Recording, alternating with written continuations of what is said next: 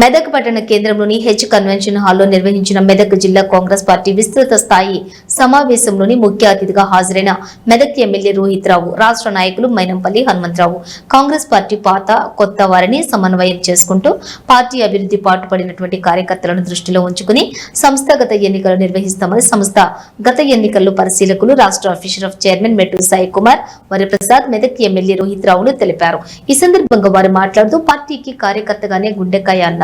అనంతరం పహల్గామ్ లో జరిగినటువంటి ఉగ్రవాదుల దాడిలో మరణించిన వారి ఆత్మకు శాంతి చేకూరాలని 2 నిమిషాలు మౌనం పాటించారు.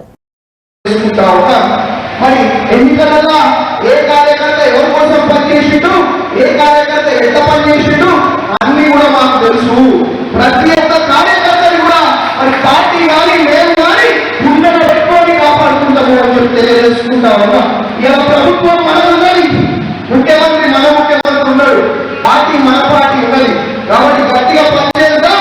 రాబోయే స్థానిక సంస్థల ఎన్నికలలో మరి బ్రహ్మాండంగా కాంగ్రెస్ పార్టీ జెండా ఎగరేయడంగా మరి మనందరం కూడా పనిచేద్దామని చెప్పి తెలియజేసుకుంటూ, ఇదే కాదు ఇలా ఏ గ్రామంకి పోయినా మనకు కనిపించేది ఇంద్రమ్మ ఇల్లు మాత్రమే. వేరే ఇల్లు కనిపిస్తాయా? వేరే ఇల్లు కనిపించాయంటే గత 10 ఏళ్లలో ఇల్లు ఇచ్చేస్తాం, దళిత బంధు ఇచ్చేస్తామని చెప్పి మరి మాయల మాటలు మోసం మాటలు చెప్పడం జరిగింది. కనీసం మన పిల్లల భవిష్యత్తు కన్నా మన ఆరోగ్యం కన్నా ముఖ్యమైనది ఇంకేమైనా ఉన్నదా? మన పిల్లల భవిష్యత్తు ఆరోగ్యమే కదా. అంటే విద్య, వైద్యం. ఇక వైద్యంకి సంబంధించి మరి మనం గెలిచిన వెంటనే గవర్నమెంట్ మెడికల్ కాలేజ్ తేవడం జరిగింది.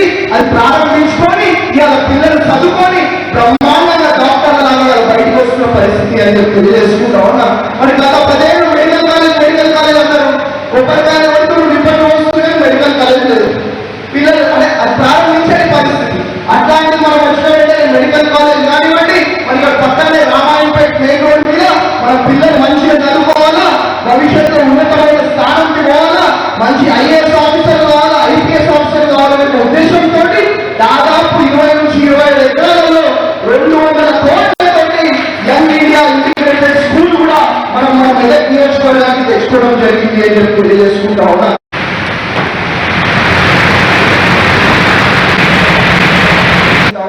మన అదే కాదు, మన మెదక్ గవర్నమెంట్ కాలేజ్ కానివ్వండి, సెంట్రల్ మెడికల్ స్టోర్ కానివ్వండి, ఇక పేరుకే మెదక్ ఉంది.